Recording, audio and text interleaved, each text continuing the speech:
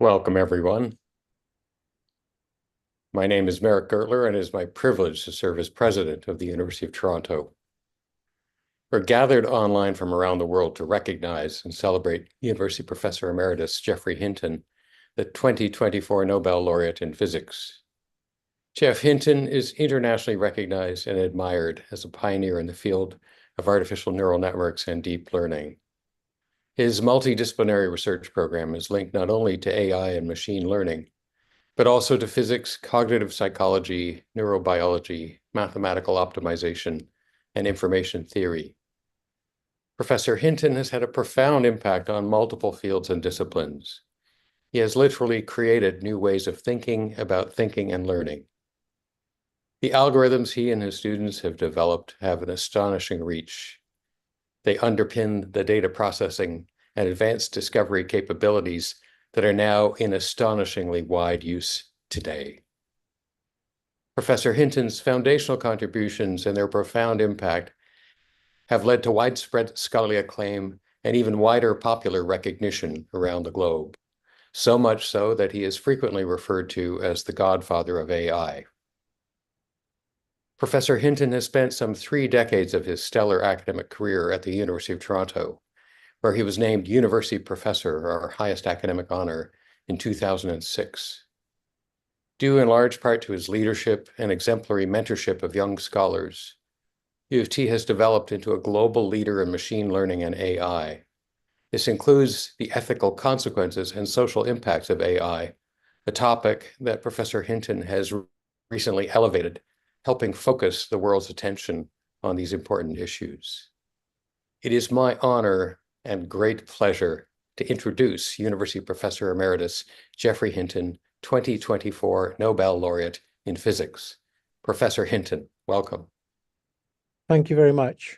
I'm still slightly in shock. I got a phone call at 1 o'clock in the morning in California. I thought about whether I should answer it or not, and luckily I decided I would see who was calling. And I was extremely surprised to get the Nobel Prize in Physics. I never expected that. I think of the prize as a recognition of a large community of people who worked on neural networks for many years before they worked really well. I'd particularly like to acknowledge my 2 main mentors, David Rumelhart, with whom I worked on the backpropagation algorithm. David died of a nasty brain disease quite young, but for that, he would be here instead of me. And my colleague Terry Sinofsky, who I worked with a lot in the 1980s on Boltzmann machines, and who taught me a lot about the brain. I'd also like to acknowledge my students. I was particularly fortunate to have many very clever students, much cleverer than me, who actually made things work. They've gone on to do great things. I'm particularly proud of the fact that one of my students fired Sam Altman. And I think I better leave it there and leave it for questions. Thank you so much, Jeff. We will now take questions from members of the media, and I invite my colleague, Lisa Pires from U of T's Media Relations team to moderate our Q&A. Lisa. Thank you, President Gertler. To ensure we can answer as many questions as possible, we will be taking written questions only. So please include your name and the news outlet you are affiliated with when submitting your questions using the Q&A box you'll see at the bottom of your screen. We'll take a minute now to let the questions come in.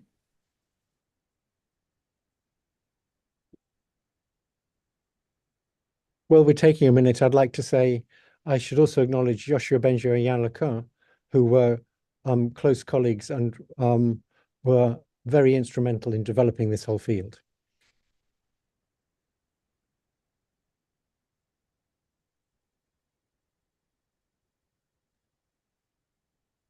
We see a question in our Q&A box from Adrian at CTV National News. Adrian, if you wouldn't mind typing in your question, that would help us answer it.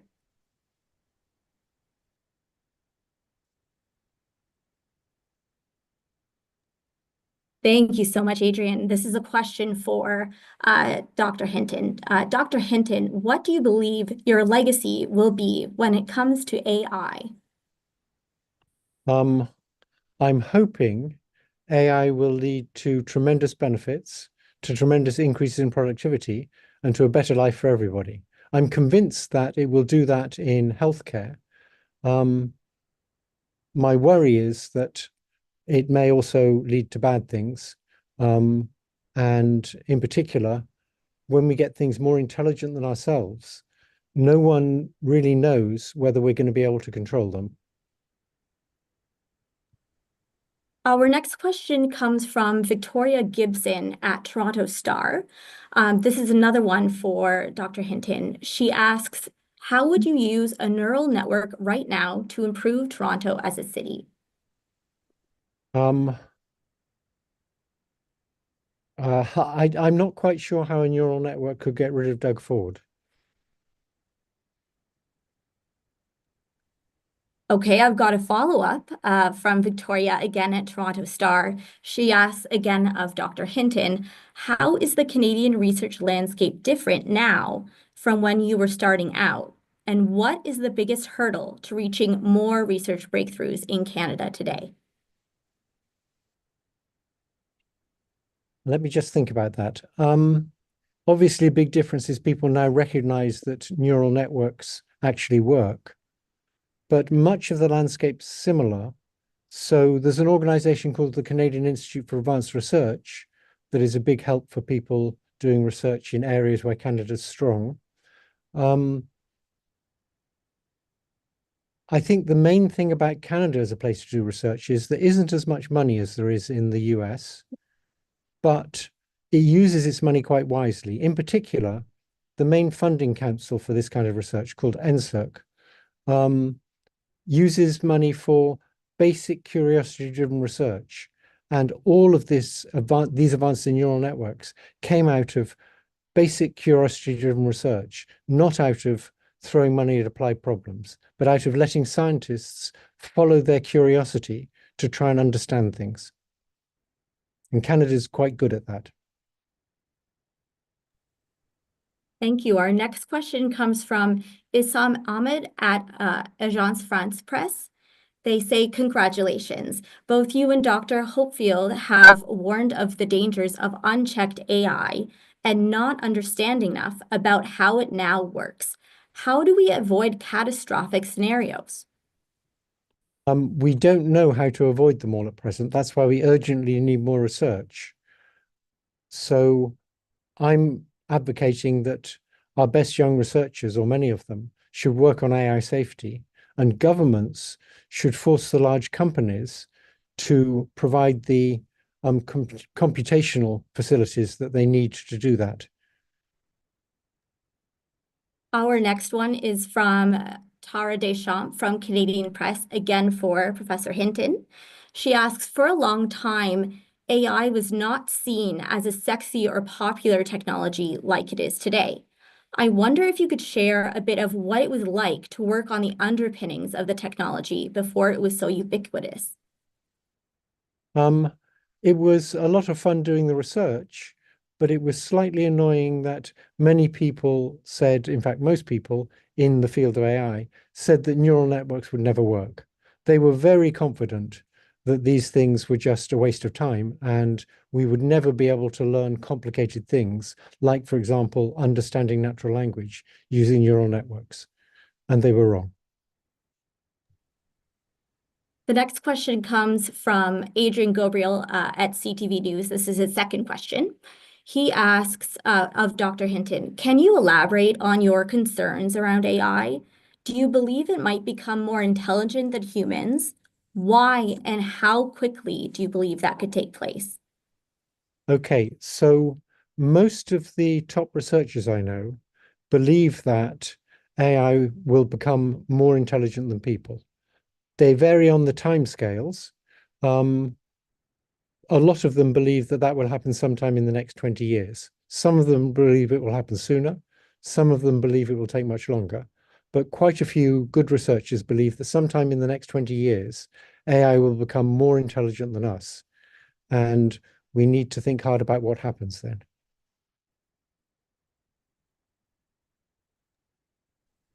We don't have the name of the next person who has asked a question, but they do have a fun one. Who was your first call when you discovered you'd won the Nobel Prize? My sister in Australia. Follow up to that, what was the reaction? Um, I think she said something like, "Oh my God." Our next one is a follow-up question from Tara Deschamps. Again, she's from Canadian Press, and she asks of Professor Hinton, you initially mentioned being flabbergasted when you got the news of the Nobel win this morning. Can you tell us a bit about how your day has gone since? Yes, I have very little sleep. It was 1 o'clock in the morning, and I'd probably had about an hour's sleep by the time the phone went. I'm in California. And since then, I probably had about one more hour's sleep. So I'm rather sleep deprived now. And it's just been lots and lots of people trying to get in touch with me, but also lots of messages from old friends from years ago I haven't seen in a long time. And that's been very nice. Our next question comes from Isabel Kirkwood at Beta Kit, again for Professor Hinton.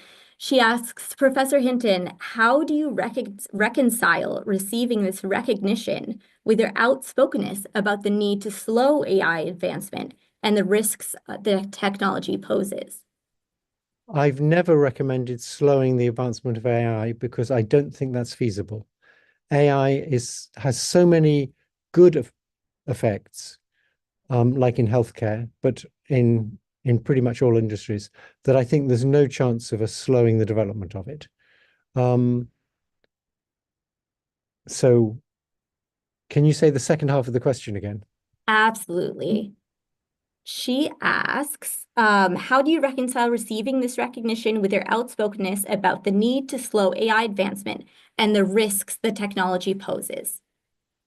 Okay, so actually the Nobel Committee recognized that my work on talking about safety was relevant here. I can't remember exactly what they said, but they said something about that. I think we need a serious effort to make sure it's safe, because if we can keep it safe, it'll be wonderful. We have a follow-up, again from Professor Hinton, and again from Issam Ahmed from AFP, who asks, do you think students and even professionals over-relying on LLMs is going to have a dumbing down effect, or will we operate on a higher order? I don't think it will have a significant dumbing down effect. I think it'll be like what happened when they first had pocket calculators and people said, oh, kids won't learn math anymore. They won't be able to do multiplication. Well, you don't need to be able to do multiplication if you've got a pocket calculator. And I think it'll be the same with LLMs. People maybe won't remember as many facts that you can just ask an LLM and it will know. But I think it'll make people smarter, not dumber. Thank you. A follow-up from Adrian Gabriel at CTV News. He asks, if I could ask one more question. He says, you used the word flabbergasted when you learned about the award. Why were you so surprised? I had absolutely no idea that I've even been nominated. I'm not a physicist. I have very high respect for physics. I dropped out of physics after my first year at university because I couldn't do the complicated math. So getting an award in physics was very surprising to me. I'm very pleased that the Nobel Committee recognized that there's been huge progress in the area of artificial neural nets. And Hopfield's work was closely related to physics. And some of the early work I did with Terry Sinofsky on Boltzmann machines was inspired by statistical physics. But more recently, the work has had less relationship to physics. And so I was very surprised that I got a prize in physics. Our next question comes from Matt O'Brien at Associated Press, who asks of Professor Hinton, can you please elaborate on your comment earlier on the call about Sam Altman? So OpenAI was set up with a big emphasis on safety. its primary objective was to develop artificial general intelligence and ensure that it was safe. One of my former students, Ilya Sutskova, was the chief scientist. And over time, it turned out that Sam Altman was much less concerned with safety than with profits. And I think that's unfortunate. Thank you. Our next question comes from Jessica Coates at PA Media. And this is, again, a question for Professor Hinton. She asks, you mentioned the uncertain future around AI and the need for greater understanding of its potential opportunities and risks. Do you believe governments look at stepping in to regulate AI more strictly? How can governments better support AI research? I think governments can encourage the big companies to spend more of their resources on safety research. So at present, almost all of the resources go into making the models better, so they can have shiny new models. And there's a big competition going on, and the models are getting much better, and that's good. But we need to accompany that with a comparable effort on AI safety. The effort needs to be more than like 1%. It needs to be like maybe a third of the effort goes into AI safety, because if this stuff becomes unsafe, that's extremely bad. Our next question is from Tara Deschamps again from CP. She asks of Professor Hinton, any plans for the money that comes with the Nobel yet? No specific plans. I'm going to give it away to charities, but I know one charity I'll give some to, which provides jobs for neurodiverse young adults. I will give it to some other charities, but I don't know which yet. Our next question for Professor Hinton, again, is from Hua Lone of Reuters, who asks, do you have any recommendations for how to prevent serious consequences in the future? By that, they mean how people should be careful of AI and its use. As you warned, it can be dangerous. I don't think individual people being careful in how they use it is going to solve the problems. I think the people developing AI need to be careful how they develop it. And I think research needs to be done in the big companies which have the resources. I'm not convinced that the way individual people use it is going to make much difference. Our next question is another follow-up from Issam Ahmed. This is at AFP, and again for Professor Hinton. They ask, I know you said it's hard to predict what going bad might mean, but if you had to hazard a stab at some rough areas of concern, what would those be?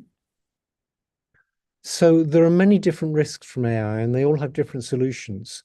So immediate risks are things like fake videos corrupting elections. We've already seen politicians either accuse other people of using fake videos or use fake videos themselves and fake images. So that's one immediate danger. There's also very immediate dangers from things like cyber attacks.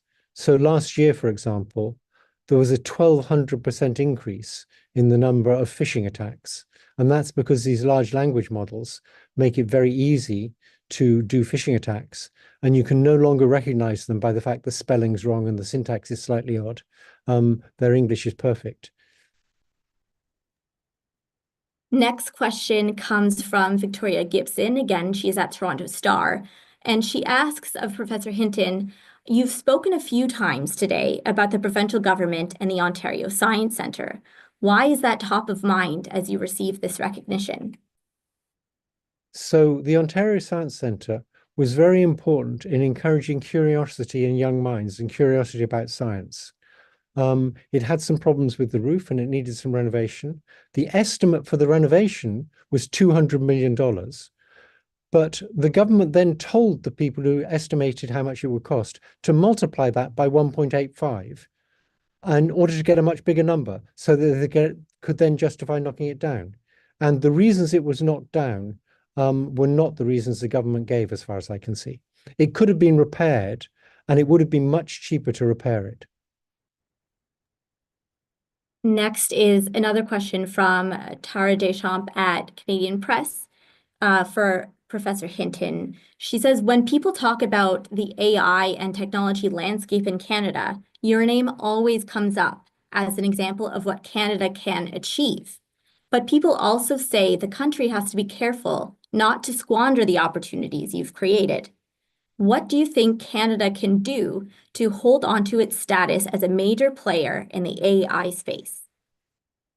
It can keep funding curiosity-driven basic research. That's very important for keeping the best researchers here.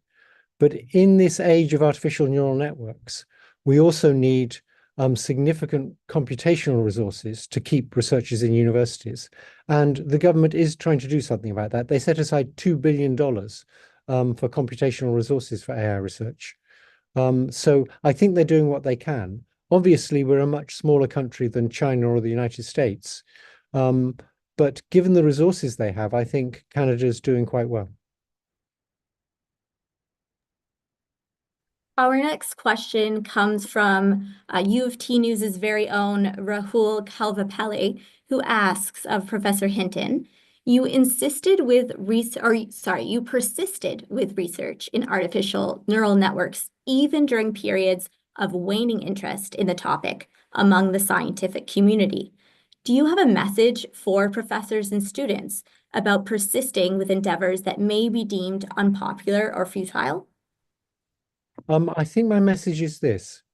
If you believe in something, don't give up on it until you understand why that belief is wrong. Often you believe in things and you eventually figure out why that's a wrong thing to believe in. But so long as you believe in something and you can't see why that's wrong, like the brain has to work somehow, so we have to figure out how it learns the connection strengths to make it work. So long as you believe in that, keep working on it and don't let people tell you it's nonsense if you can't see why it's nonsense. Thank you. Our next question comes from Yasuhiro Kobayashi, and they were with the Yomiuri Shimbun newspaper. They ask, when will AI surpass human capabilities? What will happen as a result? So nobody knows when, but most of the good researchers I know think it will happen. My guess is it'll probably happen sometime between 5 and 20 years from now. It might be longer. There's a very small chance it'll be sooner. And we don't know what's going to happen then. So if you look around, there are very few examples of more intelligent things being controlled by less intelligent things, which makes you wonder whether when AI gets smarter than us, it's going to take over control. Thank you for Professor Hinton. We no longer see any other questions, but we are happy to stay on the line for a little while. If anybody has any last minute questions, please do use the Q&A toolbox you'll see at the bottom of your screen and give us your name and your media affiliation, please. We do have time for a couple more if you have any more.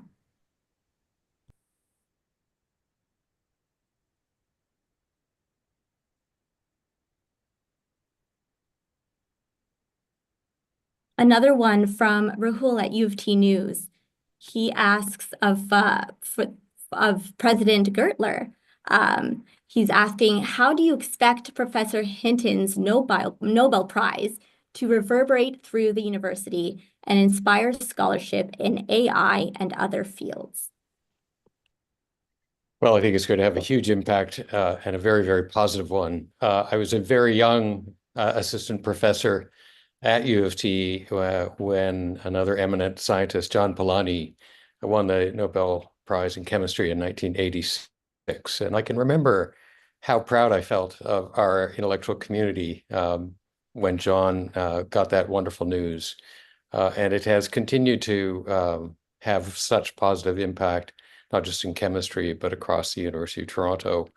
I think Jeff's win today will have a similarly positive effect, boosting morale across the university, but also helping us attract and retain fantastic talent. Jeff has already talked about that in response to a couple of questions today. And I think one cannot overstate the impact of a win like this on the ability of Canada, Toronto, and the University of Toronto to be able to welcome talented newcomers, great students, and wonderful faculty from across the country and around the world because of the recognition that that arises with Jeff's win. Thank you, President Gertler. We are now going back to Professor Hinton with another question from Issam Ahmed from AFP. They ask, what are the exciting next frontiers for you in AI? Okay, I'm 76 and I'm not going to do much more frontier research, I believe. I'm going to spend my time advocating for people to work on safety. I think there's very exciting frontiers in robotics, in getting AI to be skilled at manipulating things. At present, we're much better than computers at that, or than artificial neural nets. But there will be a lot of progress there. It may take a bit longer in that area, though. I also think these large language models are going to get much, much better at reasoning. So the latest model from OpenAI and models from Google, like the latest versions of Gemini, are getting better at reasoning all the time. And I think that's going to be very exciting to watch. Our next question comes from Victoria Gibson. Again, she's at the Toronto Star, and this is for Professor Hinton. She asks, you offered some specifics on where AI can go poorly, such as cyber attacks, false videos, etc. Can you share some more specific examples of how you think it can play a positive role? Oh, yes. So if you think about an area like healthcare, a large part of the Ontario budget goes on healthcare. It can make a tremendous difference there. So I actually made a prediction in 2016 that by now, AI would be reading all the scans that radiologists normally read. That prediction was wrong. I was a bit overenthusiastic. It may be another 5 years before that happens, but we're clearly getting there. AI is going to be much better at diagnosis. So already, if you take difficult cases to diagnose, a doctor gets 40% correct. An AI system gets 50% correct. And the combination of the doctor with the AI system gets 60% correct, which is a big improvement. In North America, several 100,000 people a year die of bad diagnoses. With AI, diagnoses are going to get much better. But the thing that's going to really happen is you'll be able to have a family doctor who's an AI who has seen 100 million patients and knows huge amounts and will be much, much better at dealing with whatever ailment it is you have, because your AI family doctor will have seen many, many similar cases. Thank you, Professor Hinton. We no longer see any other questions, but again, we do have time for one or two more. So if anybody on the call would like to ask any other questions, we again invite you to include your name and the media outlet you're representing, and type out those questions in the Q&A box at the bottom of your screen. While we wait for any of those last minute questions to come in, Professor Hinton, we are curious, is there anything that we haven't touched on during this press conference today that you would like to mention, or anything that we've kind of missed here with all the various press questions? One thing we've only touched on briefly is the role of curiosity-driven basic research. So artificial neural nets, the groundwork was all done by university researchers, almost all done by university researchers, just following their curiosity.